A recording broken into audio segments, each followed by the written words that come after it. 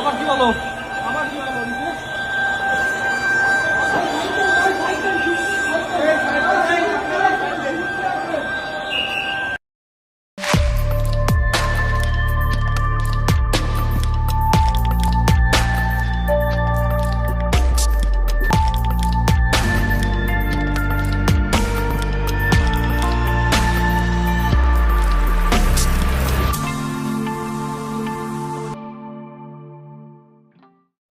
BNP সরকার 8 দিন হাসপাতালের licence বাতিল করেছে, মহা বিশাল হেডমের কাজ করে ফেলিছে।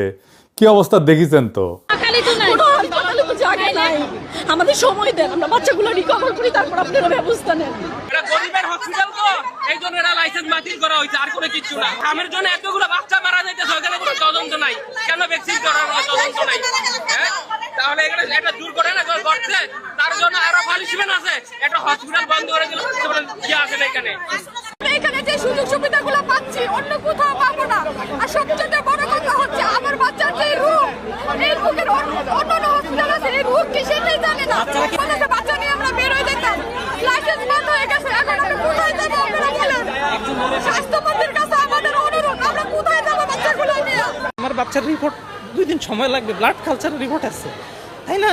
এখন আমি এই বাচ্চার এই কালচারের রিপোর্ট যদি না কমে, তার ইনফেকশনের পরিমাণ না কমে, আমি অন্য কোথাও নিয়ে আবার রেফার করলাম, আবার টানহাইসরা। প্রত্যেকটা বাচ্চার ভিতরে একই সমস্যা, কারণ আমরা গার্জিয়ান, আমরা ভিতরে ঢুকতেছি প্রতিনিয়ত, জানতেছি এরকম করা উচিত না।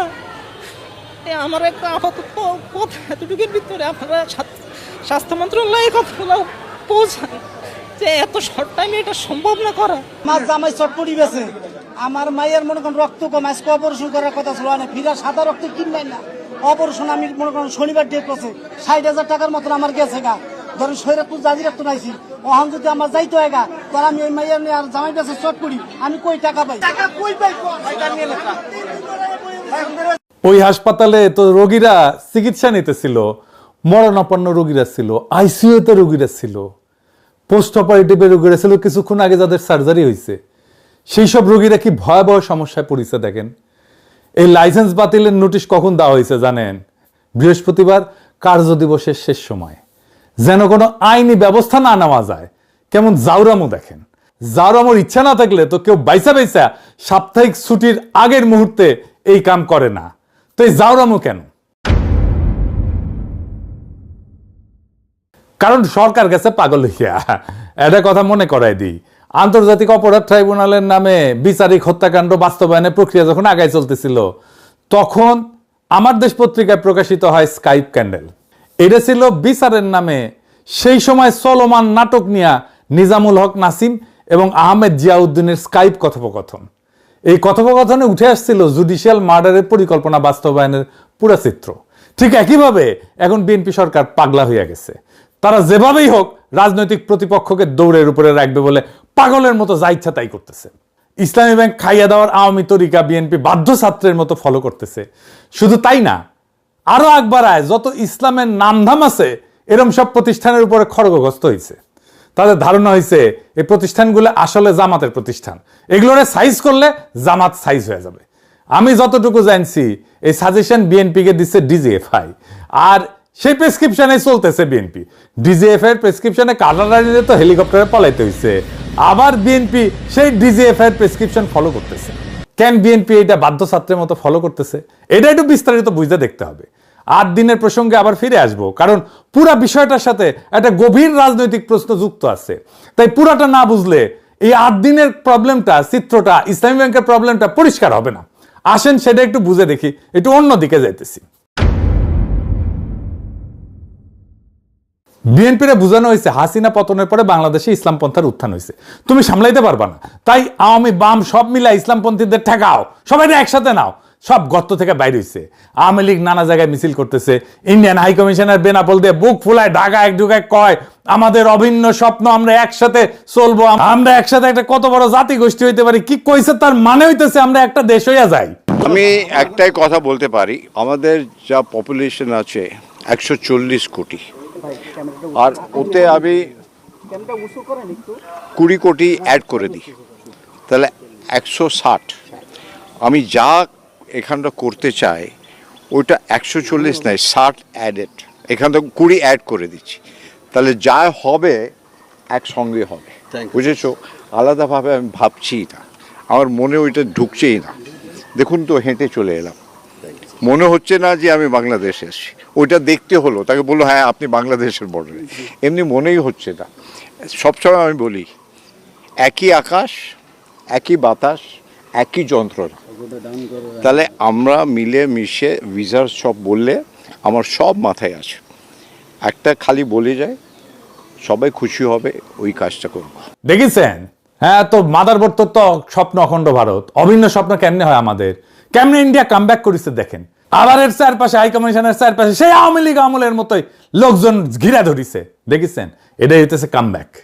সেজন্য তো দেখছেন জুলাই যোদ্ধাদের উলঙ্গ কইরা পিটায় নেত্রকোনায়, জুলাই স্তম্ভে আগুন দেয়, মাহাদিরের দৌড়ানি দেয়, আর নটি শাওন উল্লাস করে সেটা দেখা। আবার দেখেন ফুন্দের আলো কি করতেছে, তারাও কামব্যাক করছে, একই সাথে কি টাইটেল করছে দেখেন। ধরেন আওয়ামী লীগের কোনো ফ্যাসিস্ট এমপি মন্ত্রী মারা গেল, প্রথম আলো কি লিখবে? মারা গেলেন অমুক, তার সাথে একটা ভালো বিশেষণ ইউজ করবে, বলবে বর্ষিয়ান রাজনীতিবিদ। দেখেন বাংলাদেশের সবচেয়ে ক্রিমিনাল পলিটিশিয়ান তোফায়েল নিয়ে লিখেছে কি দেশের রাজনীতিতে নাকি স্মরণীয় হয়ে থাকবে, অথচ মাহাদির ক্ষেত্রে টোনটা দেখেন।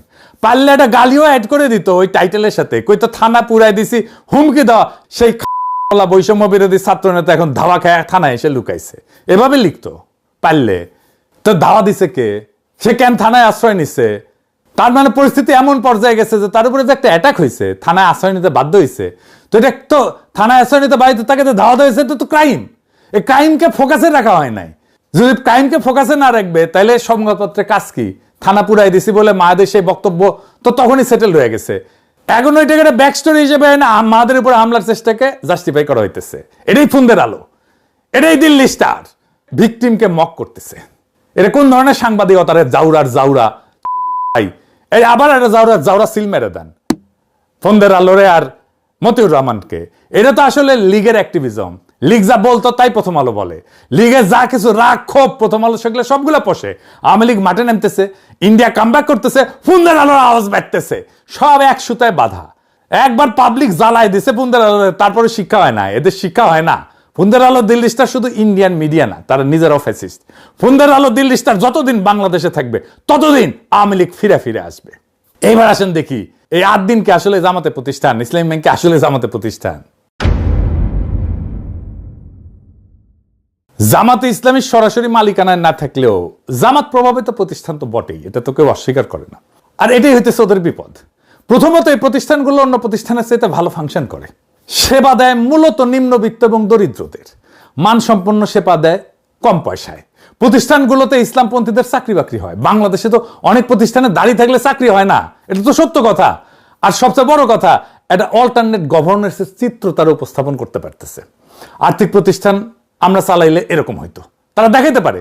স্বাস্থ্য ব্যবস্থা আমরা চালাইলে এরকম হইতো, তারা দেখাইতে পারে। একটা প্রশ্ন করি, বিএনপির কি ব্যবসা নাই? আওয়ামী লীগের ব্যবসা নাই? আছে, হোটেল আছে। আব্দুল আল মিন্টুর ন্যাশনাল ব্যাংক আছে না? সালমান এফ রহমানের বেক্সিমকো সাম্রাজ্য আছে না? মিজানুর রহমান সিনার একমি আছে না? আর এই যে আমাদের সমাজ কল্যাণ মন্ত্রী জাহিদ ভাই, ওনার তো ফার্মা আছে, হাসপাতালও আছে। টিপু মুন্সি আওয়ামী লীগের নেতা, হাসপাতাল আছে না? এই যে এভার কেয়ার, চাঁদ আব্বাসের ঢাকা ব্যাংক আছে না? তাইলে জামাত ঘরানা প্রতিষ্ঠানে বারবার হাত পড়ে কেন? ইসলামী ব্যাংক দখল হয় কেন? 8 দিনের লাইসেন্স বাতিল হয় কেন? একটার পর একটা প্রতিষ্ঠান টার্গেট হয় কেন? কারণ সব ব্যবসা সমান না।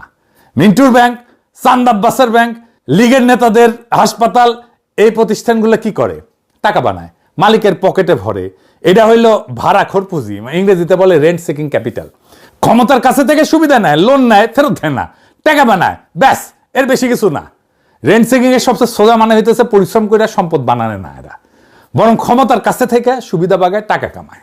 এটা উদাহরণ দিলে পরিষ্কার হবে। ধরেন 2 জন লোক, প্রথম জন একটা কারখানা দিল, জিনিস বানায়, বেচে, মানুষের কাজে লাগে, লাভ করে, এটা একটা হালাল রোজগারের মতো কিছু একটা তৈরি করলো, সমাজের নতুন মূল্য যুক্ত হইল। দ্বিতীয় জন কিছুই বানায় না, সে শুধু ক্ষমতার সাথে খাতির করে, ব্যাংক থেকে 1000 কোটি টাকা লোন নেয়, ফেরত দেয় না, সরকারি কাজ পায় কম্পিটিশন ছাড়াই, বিদ্যুৎ কেন্দ্র বসায় আর ক্যাপাসিটি চার্জ নেয়, বিদ্যুৎ না দিয়েও টাকা পায়। এই লোক নতুন কিছু বানায় না, সে শুধু বিদ্যমান সম্পদ থেকে নিজের ভাগটা বাগায় নেয় ক্ষমতার জোরে। এই দ্বিতীয় ধরনটাই হইতেছে রেন্ট সিকিং, বাংলায় বললে ভাড়াখোর পুঁজি, বা আরো সোজা বাংলায় বললে সুবিধাভোগী লুটেরা ব্যবসা। এই প্রতিষ্ঠানগুলো একটা জিনিস কোনোদিন করে না, এরা দেখায় না যে আমরা চালাইলে দেশটা কেমন হইতো। এরা কোনো বিকল্প আঁকে না, শুধু লুটে। এখন উল্টা দিকটা দেখেন, 8 দিন গরিব মানুষের মানসম্পন্ন সেবা দেয়। ইসলামী ব্যাংক নিম্নবিত্তের কাছে পৌঁছায়। এই প্রতিষ্ঠানগুলোতে দাড়িওয়ালা লোকের চাকরি হয়, যেটা বাংলাদেশের অনেক জায়গায় হয় না। দাড়ি দেখলে দরজা বন্ধ, আর এরা ভালো ফাংশন করে, এটা অনেকে মানে। এই দুইটার মধ্যে আকাশ পাতাল ফারাক, আর এই ফারাকটাই হইল আসল গল্প। কি গল্প? জামাত ঘরানা প্রতিষ্ঠান যখন গরিবের ভালো সেবা দেয়, ভালো চলে, তখন সেটার নিছক ব্যবসা থাকে না, সেটা একটা প্রস্তাব হয়ে দাঁড়ায়। প্রস্তাবটা কি? আর্থিক প্রতিষ্ঠান আমরা চালাইলে এমন হইতো, স্বাস্থ্য ব্যবস্থা আমরা চালাইলে এমন হইতো, সরকার আমরা চালাইলে এমন হইতো। বুঝতে পারতেছেন? এটা একটা বিকল্প শাসনের ছবি দেয়। ক্ষমতায় যাওয়ার আগেই প্রমাণ হাতে নিয়ে দাঁড়ায় আছে, দেখো আমরা পারি। আর এটাই শাসকের জন্য সবচেয়ে বড় বিপদ। কারণ একজন শাসকের সবচেয়ে গভীর দাবিটা কি? আমি ছাড়া কেউ এই দেশটা চালাইতে পারবে না, বিকল্প নাই, তাই না? সবসময় হাসিনাও তাই, তারেক রহমানও তাই। এই প্রতিষ্ঠানগুলো ঠিক এই দাবিটার গায়ে হাত দেয়, জলজ্যান্ত প্রমাণ হয় বলে। বিকল্প আছে, লুটেরা ব্যাংক সহ্য করা যায়, কিন্তু একটা কাজ করা বিকল্প সহ্য করা যায় না। ইটালিয়া চিন্তক আন্তোনিও গ্রামসি একটা কথা বলছিলেন, রাষ্ট্র মানে খালি সরকার, পুলিশ, আদালত না। রাষ্ট্র মানে এইগুলোর সাথে আরেকটা জিনিস, সিভিল সোসাইটি, স্কুল, হাসপাতাল, ব্যাংক, সংগঠন, মসজিদ, মাদ্রাসা। ক্ষমতার টিকা থাকে এই প্রতিষ্ঠানগুলোর মধ্যে দিয়ে, মানুষের সম্মতি তৈরি করে এরা। গ্রামসি বলতেন, যদি কেউ ক্ষমতাকে চ্যালেঞ্জ করতে চায়, তাহলে তাকে একটা সিভিল প্রতিষ্ঠানগুলোর ভিতরে একটা পাল্টা শক্তি বানাইতে হবে। উনি নাম দিছিলেন কাউন্টার হেজিমনি, পাল্টা আধিপত্য। জামাত ঘরানা প্রতিষ্ঠানগুলো এইটা করতেছে, জানায় অথবা অজানায়, জেনে করুক আর না জেনে করুক। এরা একটা পাল্টা সিভিল সোসাইটি বানাইছে, রাষ্ট্রের অনুমতি ছাড়াই। এরা নিজের বৈধতা উৎপাদন করে, নিজের জনভিত্তি বানায়। এখন বুঝেন, শাসকের কাছে টিপু মুন্সির এভার কেয়ার কেন কোনো হুমকি না? সামিটের বিদ্যুৎ কেন্দ্র কেন কোনো হুমকি না? কেন সামিট টাকা পায়? আদানির বিদ্যুৎ কেন্দ্র কেন কোনো হুমকি না? সালমান রহমানের বেক্সিমকো কেন কোনো হুমকি না? ওইটা পাল্টা আধিপত্য বানায় না, কিন্তু 8 দিন ইসলামী ব্যাংক এরা বানায়। এরা এই কারণেই টার্গেট, কারণ এই প্রতিষ্ঠানগুলো একটা কাজ করে, ক্ষমতায় যাওয়ার আগেই দেখায় দেয় ক্ষমতায় গেলে কি করবে। এটারে বলা যায় একটা পূর্বাভাস, ভবিষ্যতের একটা ছোট্ট নমুনা, আজকে হাতে নাতে দেখানো। রাষ্ট্রের ভেতরেই যেন একটা ছোট বিকল্প রাষ্ট্রের বীজ। শাসক এইটাকে দেখে অস্তিত্বের প্রতি হুমকি হিসাবে, কারণ এটা সব কথা না, এটা প্রমাণ। প্রমাণের বিরুদ্ধে তর্ক তো চলে না। তাহলে তারা এগুলো ভাঙবে কিভাবে? শাসক যদি এই প্রতিষ্ঠানগুলো আদর্শ দিয়ে হারাইতে না পারে, কারণ সেবা ভালো, মানুষ পছন্দ করে, তাইলে হারাবে কিভাবে? আইন দিয়া, প্রশাসন দিয়া, লাইসেন্স বাতিল করিয়া, বোর্ড দখল করিয়া, অনিয়ম পাওয়া গেছে বলে তদন্ত বসাও, বাংলাদেশ ব্যাংক দিয়ে বোর্ড ভেঙে দাও, স্বাস্থ্য অধিদপ্তরকে দিয়ে লাইসেন্স বাতিল করো। কিন্তু আসল লক্ষ্য কি? প্রতিষ্ঠান না, আসল লক্ষ্য প্রতিষ্ঠানটা যে বিকল্প শাসনের ছবি আঁকতেছিল, সেই ছবিটা মুছে দেওয়া। আসল কাজ ওই দেখায় দেওয়ার ক্ষমতাটা নিভায় দেওয়া, যাতে কেউ আর কোনোদিন বলতে না পারে ওদের হাতে দিলে তো ভালো হইতো, ভালো চলতো, দেশটা ভালো চলতো। এইটারে দুনিয়ায় বলে লফেয়ার, ওয়ারফেয়ারের মতো।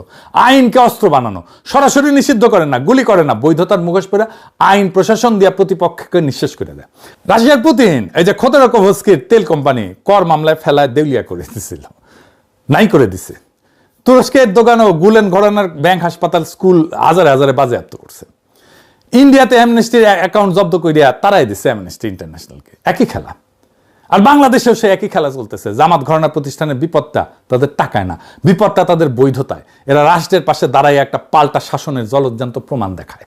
আর ঠিক এই কারণে এদের ভাঙা হয়। ভাঙা হয় বাজারে না, ভাঙা হয় আইন আর প্রশাসনের অস্ত্রে। লীগের লুটেরা ব্যাংক টিকা থাকে, কারণ ওইটা কোনো বিকল্পের ছবি দেয় না। আর 8 দিন ইসলামী ব্যাংক এরা ছবি দেয়, আর যে ছবি দেয় সেই ছবিটাই মুছতে হয়। এটা মাথায় রাখলে, আর এটা প্রত্যেকটা লাইসেন্স বাতিল, প্রত্যেকটা বোর্ড দখল, ব্যাংক দখল, এটার মানে বুঝতে পারবেন। প্রশ্নটা এটা না যে অনিয়ম হয়েছে কিনা, প্রশ্নটা সবসময় এইটাই যে প্রতিষ্ঠানকে একটা বিকল্পের স্বপ্ন দেখায় কিনা। দেখালে শেষ। বহুত হ্যাদম দেখাইছেন। হ্যাঁ, আসেন দেখাই। এই বাচ্চা মেয়েটা 250 টাকায় ডায়ালাইসিস পাইতো, সেটা বন্ধ করে দিচ্ছেন। আমার নাম ফাহিমা, বাড়ি মাগুরা। এই কিডনির সমস্যা ছোটবেলার থেকে। পিজি হসপিটালে হয়েছে 7 মাস মতো, সপ্তাহে 2 দিন। না, এখানে কোনো সমস্যা নেই। এটা আমাদের পেশেন্ট, এর নাম ফাহিমা, এর বাসা মাগুরা, এর বয়স 14 বছর। আমাদের এখানে গত বছর 2025 সালের 14ই আগস্ট থেকে আমাদের এখানে ডায়ালাইসিস পাচ্ছে। রেগুলার ডায়ালাইসিসে আসে সপ্তাহে 2 দিন। এই পেশেন্ট আমাদের এখানে, আমাদের দরিদ্র একটা ফান্ড আছে 250 টাকা, সেই 250 টাকায় ডায়ালাইসিস পাচ্ছে। দেখেছেন, বহুত হ্যাডম আপনাদের।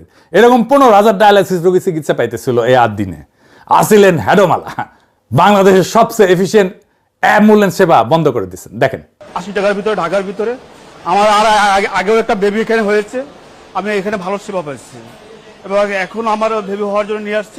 শুরুর দিকে এই সেবা ছিল একদম ফ্রি।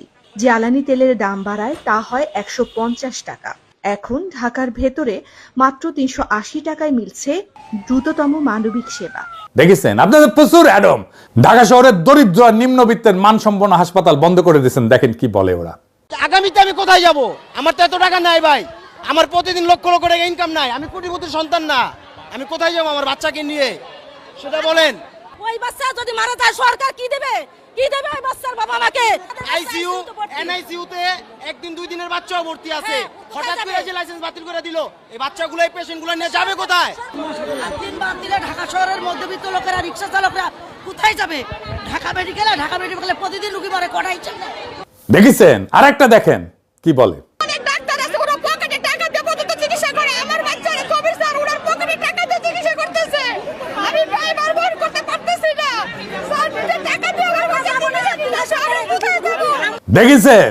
হ্যাঁ আপনারা জিতছেন, এখন আপনারা জিতছেন, যান আপনারা ফার্স্ট হয়েছেন। বহুত হ্যাডম আপনাদের। ক্ষমতায় থাকলে নিজেদেরকে অনেক হ্যাডোমালাই মনে হয়। হাসিনাও মনে করতো, সোহরাওয়ার্দীর বডিগার্ড নিজেও মনে করতো এই হাসপাতাল অন্যায়ভাবে বন্ধ করাটা বিএনপির অন্ধকার ইতিহাসের সাথে যুক্ত হয়ে থাকবে। এই কাম কইরা কত মজলুমের অভিশাপ বদদোয়া কামাইছেন তার ইয়ত্তা নাই। হ্যাডমের হিসাব বাদ দেন, শুধু একটা মুখ মনে রাখেন, ওই বাচ্চা মেয়েটার মুখ। তাই 2 বার যার শরীরের রক্ত মেশিনে শোধন হইতো 250 টাকায় মাত্র। আজকে যার সামনে শুধুই অন্ধকার, তার মা কাকে বলবে যে আমার মেয়েটারে বাঁচান? কোন অফিসের দরজায় গিয়ে বলবে? পোস্ট অপারেটিভ ওয়ার্ডে যে রোগীটা সবে অপারেশনের পর চোখ খুলছিল, তার এখন কোথায় নেওয়া হবে? আইসিইউ যে মানুষটা একটা শ্বাসের জন্য লড়তেছিল, তারপরে সেই শ্বাসটার দাম কে দেবে? এরা কেউ জামাত করে না, এরা কেউ বিএনপিও করে না, এরা শুধু গরিব। এদের একমাত্র অপরাধ এরা গরিব হইয়া বাঁচতে চাইছিল। আর আপনারা বৃহস্পতিবার বিকালে ছুটির ঘন্টা বাজার আগেই একটা কাগজে সই কইরা তাদের সেই বাঁচার অধিকারটা কাইরা নিলেন। আপনারা ভাবতেছেন প্রতিষ্ঠান বন্ধ করছেন, জামাত সাইজ করছেন, বিকল্পের ছবি মুছছেন। না, আপনারা একটা মেশিন বন্ধ করেন নাই, আপনারা একটা মানুষের নিঃশ্বাস বন্ধ করছেন, আপনারা একটা ভবনে তালা দেন নাই, আপনারা হাজারটা পরিবারের শেষ ভরসার দরজায় তালা দিয়ে দিয়েছেন। ইতিহাস সব মনে রাখে। হাসিনা ভুলে গেছিল যে রক্তের হিসাব একদিন দিতে হয়। আপনারা ভুলে যেতেছেন, কিন্তু যেই মা আজকের রাতে তার সন্তানের জন্য কাঁদতেছে, যে রোগী আজকের রাতে বিনা চিকিৎসায় ছটফট করতেছে, তাদের চোখের পানি আসমানে গিয়া পৌঁছাইবে। আর মজলুমের সেই চোখের পানির সামনে দুনিয়ার কোনো হ্যাডম, দুনিয়ার কোনো ক্ষমতা, কোনো ডিজিএফ এর প্রেসক্রিপশন টিকে না। আপনারা ভাবছেন আপনারা জিতছেন, আসলে আপনারা শুধু একটা জিনিস কামাইছেন, অভিশাপ, মানুষের অভিশাপ, মজলুমের অভিশাপ। মজলুমের অভিশাপ কামানো মানুষ কোনোদিন জিতে না। আপনারা একটা দুর্বল সরকার, দুর্বল সরকার ছায়া দেখে ভয় পান। সরকারকে বাঁচায় মানুষের ভালোবাসা, মানুষের সমর্থন, সেটাও হারাইতেছেন। নিজে চেষ্টা করে হারাইতেছেন, নিজের হাতে হারাইতেছেন। আপনাদের পতন যে কি ভয়ঙ্কর হবে আপনারা কল্পনাও করতে পারতেছেন না। সেই দিন আপনারা বুঝবেন আপনারা কি জেতা জিতছিলেন। আজকে ইনকিলাব জিন্দাবাদ।